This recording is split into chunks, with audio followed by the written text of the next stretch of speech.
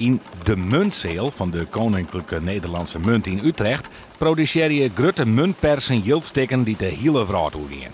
Euro's van Luxemburg, België en Nederland. Maar ook landen buiten Europa bestellen haar jild in Utrecht. En daar komt dus nou een Frieske euro bij. Speciaal bij gelegenheid van Ljouwert Friesland 2018. Het Leeuwardenvijfje is een nieuwe herdenkingsmunt, een Nederlandse herdenkingsmunt.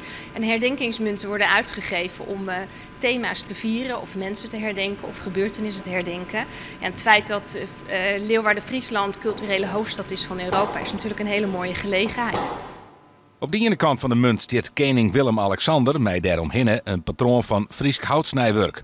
Op de andere kant is een collage maken van onder andere pompenbladen, het Fries Ginder en een zielboord.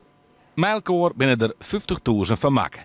En, zo verzekert de Nederlandse munt, daar bloot het ook bij. Dat is een gouden regel. De oplage is de oplage, dus die kunnen wij niet bijslaan. De productie en het verpakken van de Frieske munten is in Utrecht al in volle gang. Dat liep het wat apart, want de eerste munt wordt officieel tongersdje pas slijn.